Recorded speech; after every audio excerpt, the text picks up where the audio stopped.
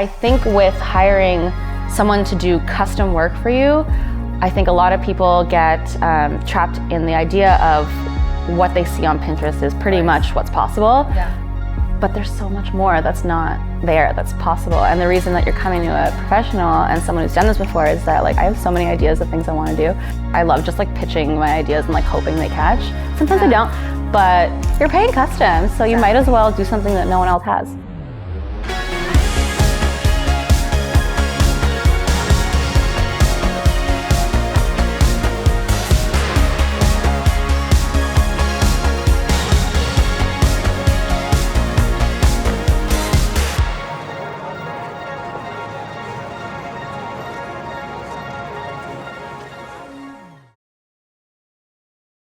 Hi, Avi. How are you? Good, how are you? Thank you so much for being with us today and being willing to chat all things calligraphy. Thanks for having me. I'm so excited. So Avi and I actually met on a styled shoot. When was that? Like July of last year? June? Yeah, it's been a while. And I've been like obsessed with your work ever since. So before we get into it, how about let's just hear a little bit about your story and how all of this came to be. Very accidentally, which is my favorite story to tell, because I accidentally started a business and it's super weird, but here we are. So I have a background in product design. So I went to school at Carleton for industrial design, which is in engineering. And I was working at a design consultancy as a user interface and user experience designer.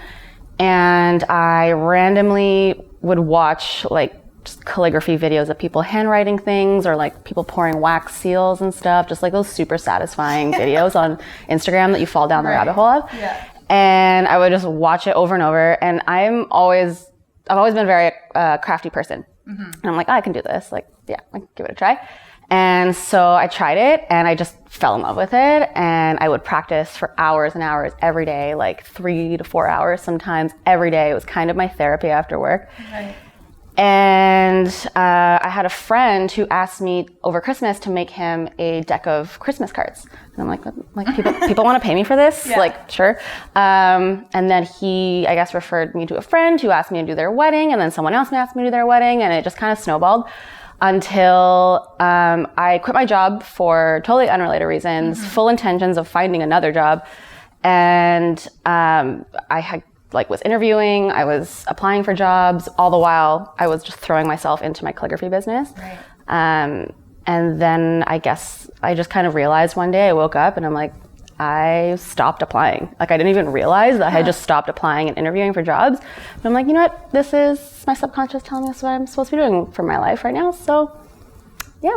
And I accidentally started a business and I took it full time. Wow. Yeah. I love that. Accidentally started a business. But clearly it's worked out for you. Yeah. What are like the type of projects that really light you up and that you just, like you could do it every day and never get sick of it? I love big signage, like the bigger, the better. I've done some murals around Ottawa and the yoga studio murals have always been my favorite just because I am very, very big into yoga. I've been doing it for years and years. And so it's just really kind of feels fitting for me that I get to do like murals or big signage in places that I find so much joy. Or when clients are like, I like your style, I want these colors, go for it. Go nuts, yeah. Yeah.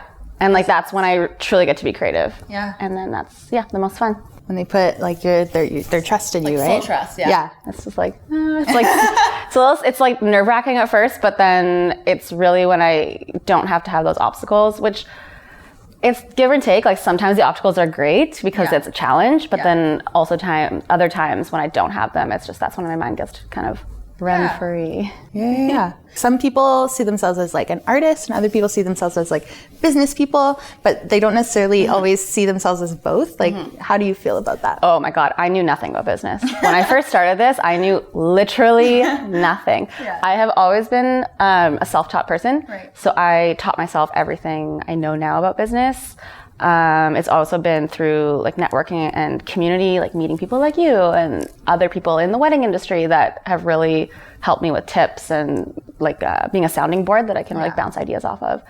But I don't even see myself as a calligrapher first. I would say I'm more of a designer first. Okay. Like graphic design was my first true love and like being in product design, I've loved that. And then as I do like love calligraphy and typography and just lettering in general. Yeah. On that same note, like when people are interested in your services, like how would you describe what you do in terms of like, what's your style? What's your aesthetic? Like, that's a really tough question. Yeah. Because I don't think I have a specific style per se. Like I find I bounce around a lot between a lot of things just because typography has always been the main thing for me, more so to calligraphy. So I like the structured look of the block lettering, like lettering, but I like the bouncy whimsicalness of calligraphy. So they don't go together at all, but I love them both equally. Right. So I'd say, yeah, more like whimsy. I definitely like to mix and match styles, which I don't see a lot of. It's either very formal or very like feminine or whatnot. But I guess my style would be kind of just like a mishmash of trying to two complementing styles going together. Yeah. Like metaphorically, literally also my life is just two things super like, totally different things just coming together. And yeah, I love it. So I love how on your website there's a part where you're just like, what the hell is calligraphy? And so maybe for people who aren't super familiar with calligraphy, maybe just tell us a little bit about like what is calligraphy? Okay, calligraphy is kind of, so lettering would be the umbrella term. Calligraphy would kind of go under it. It's, a lot of people say it's like very pretty handwriting, but I think it's a lot more than that.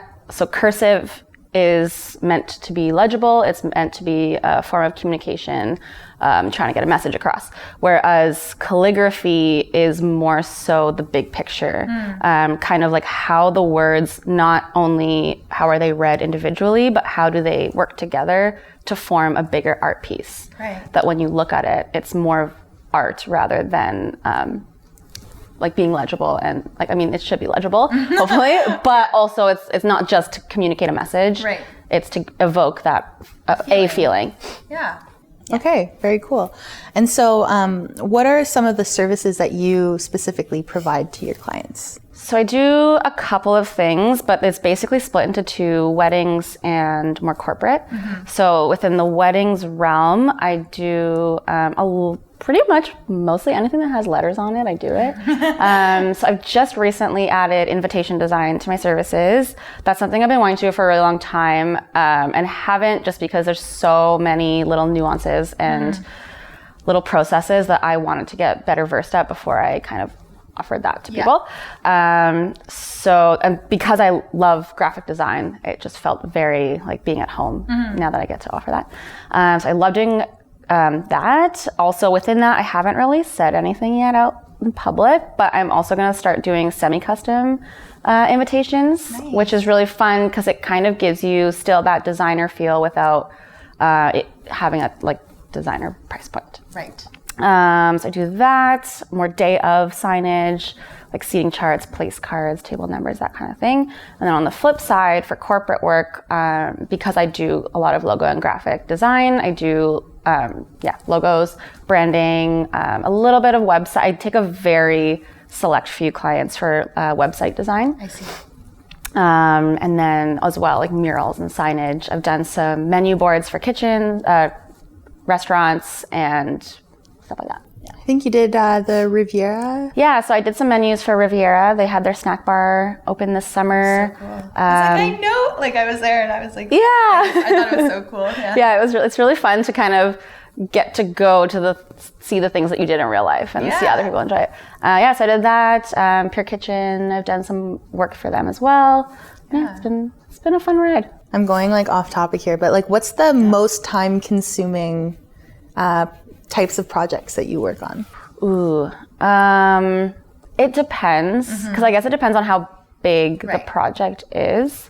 I would say the graphic design projects for the corporate projects are, the more time consuming, just because there's more eyes on the project, whereas for weddings, it's like the couple. You've got the couple to please, Yes, exactly. Whereas corporate, can be like the manager, the owner, and like so many people that they want to go through all of those steps to see like proofs as we go along in the project. So that takes a long time. Also, just sketching the ideas out is I would say the biggest chunk of time is the sketching and before the refinement. Cool. So you recently won an award. I did. And do you care to share a little bit about that? So I won the 20 on the Rise award in the designer category, which is presented by HoneyBook and the Rising Tide Society, which is like a huge deal. There's only 100 people who win it in the world.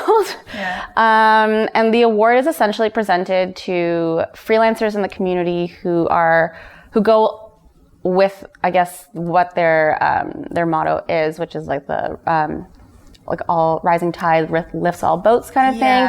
People who are like pioneers, I guess, in the community who are evoking a form of like empowerment, purpose and passion, and like leaders in the community. And I won it. I'm so freaking proud of you. I remember I like woke up in the morning to that email and I'm like, is it April Fool's? I thought it was spam. Like I was straight up thought someone was joking with me and dug into it. And I was like, I don't even know who nominated me. But thank you. Thank you. Yeah. No, but I think like you're super deserving of it.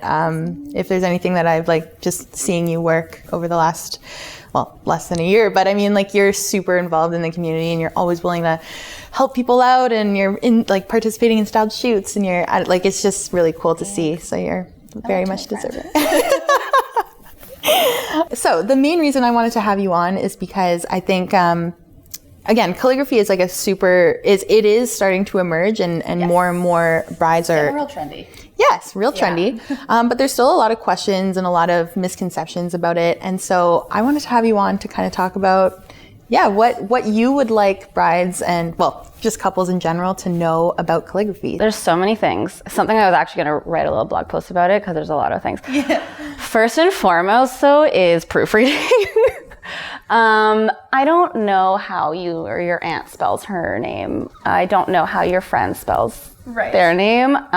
Please write it properly before you give it to me to write it. And then, because I'm writing it like I see it. Right. Obviously, if I made the mistake of how you sent it to me and I write it wrong, like, of course, that's something I'm happy to fix. But so many times I've had, it's the wrong address, or like, actually Sally is spelt with one L. And I'm like, well...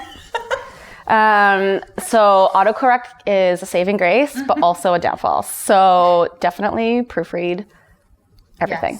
Calligraphy takes a long time.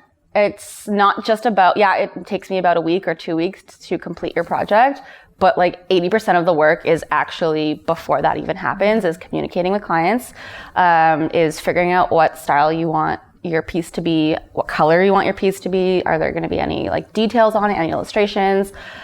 Proofing takes a lot of time, so proofing is basically like I come up with a sketch, I'll give it to you, my client. You can either approve it or say you want X, Y, Z changed, and then I'll make those changes and then we go from there. So that it's just the back and forth that takes a lot of time that I think people don't realize. It's not just like snap of a finger and I'm going to have your beautiful whatnot ready. Like, I mean, it's a luxury service, right? It's not a must, but if you're going to invest in it, there's a real human behind that business. Exactly. And that's exactly it, is that I am literally, this is the face of Avi Scribbles. I have no employees. I don't hire out anything for any project right now. So I do everything. So I'm only one woman who can only do so much.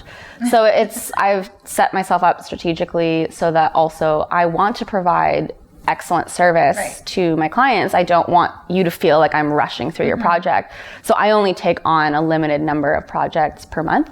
So that being said, book early, even though it doesn't take me that long to actually physically do your project. Book like ideally 4 to 5, maybe 6 months in advance. I know that I'm not the top priority. Like people always, it's venues, photographers, I imagine videographers as well. It falls in the same category.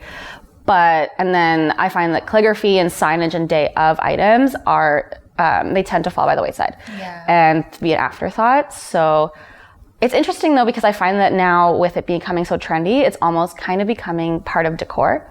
So I'm hoping with that trend, it's gonna kind of fall under the decor umbrella so that it kind of becomes more of something that you think about in advance. Yeah, book early. So I'm assuming like sometimes your calligraphy really does have an important part in like the design process. And so like do you chat with like the wedding planners or the wedding designers? Like do you have that like relationship with them before the wedding? Sometimes. Most of the brides I've worked with were either planning it themselves or only had like day of coordinators rather than a full service decor.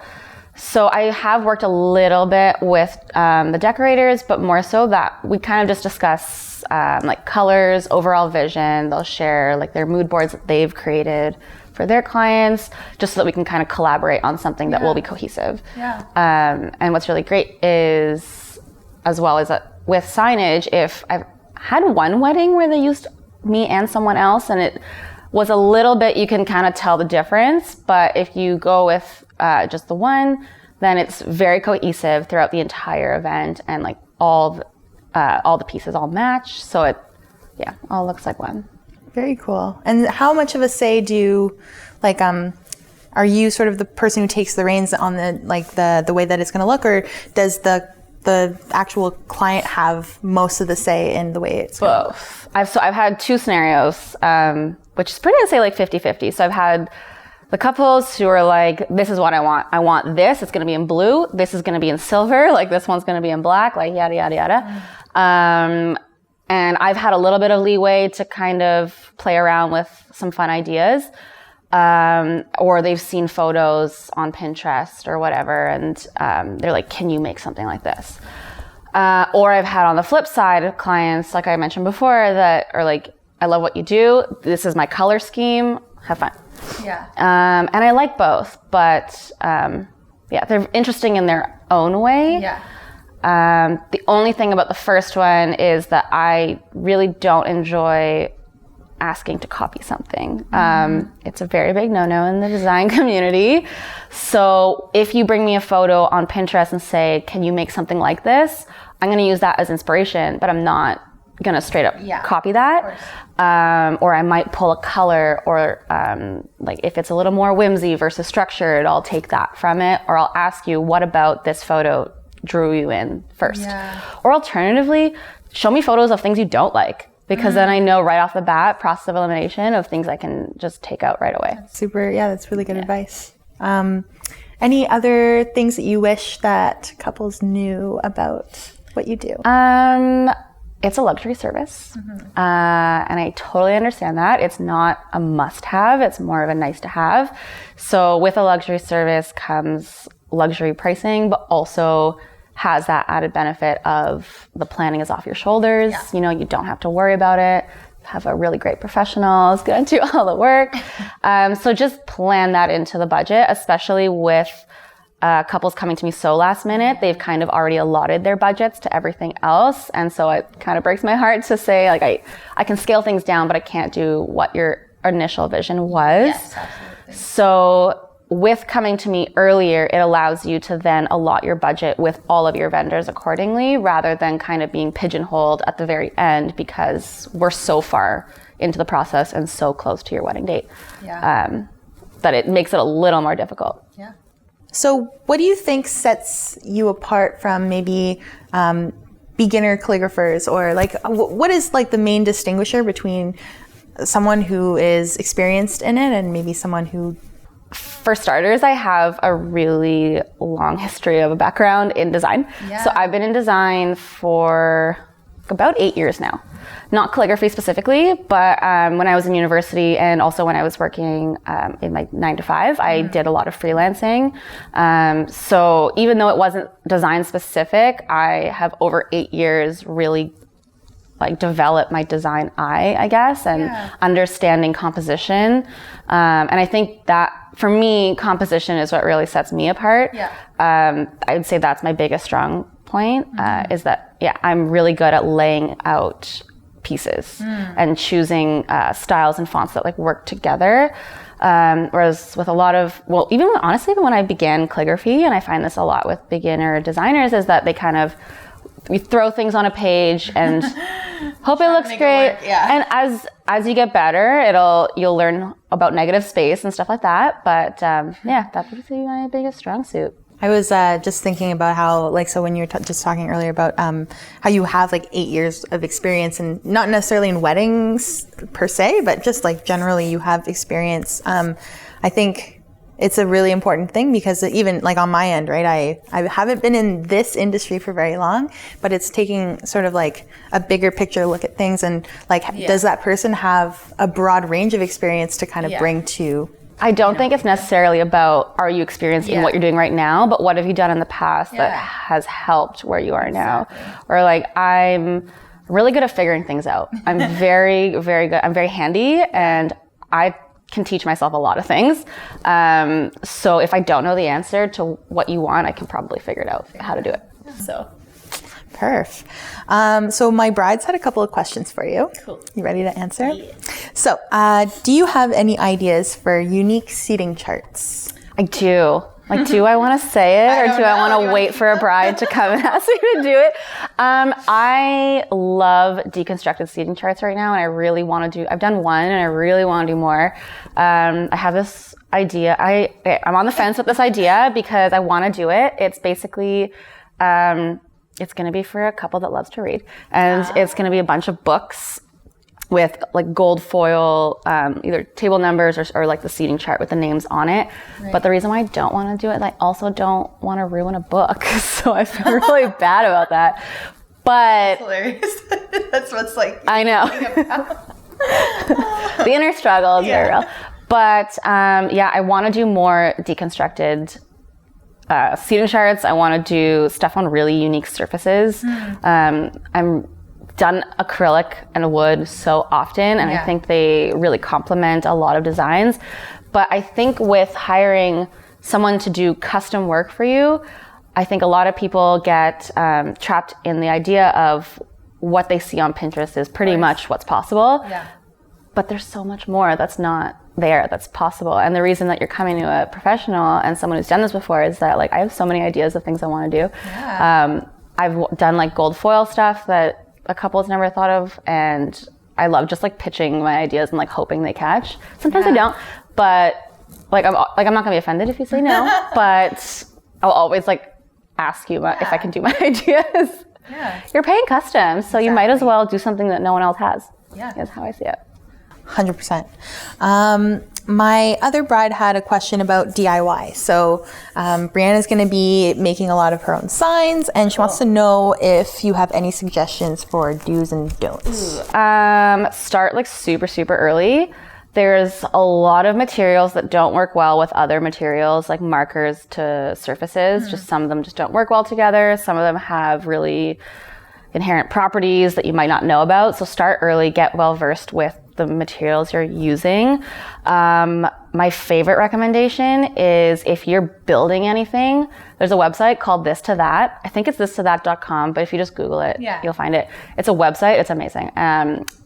It's if you're trying to glue things together and you don't know what glue to use, it's the material you're gluing to the other material, and it'll tell you exactly which glue you should be using. That's my favorite thing. I use all the time when I'm constructing things.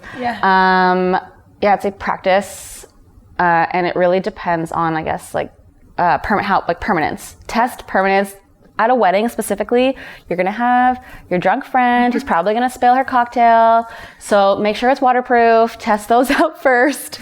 If you don't have a steady hand, use stencils, use rulers. I use rulers all the time. I say I do freehand, which I do, but there are some instances like logo work where I need to copy things exactly as they are. Use a ruler, whatever. No one's gonna knock you for it.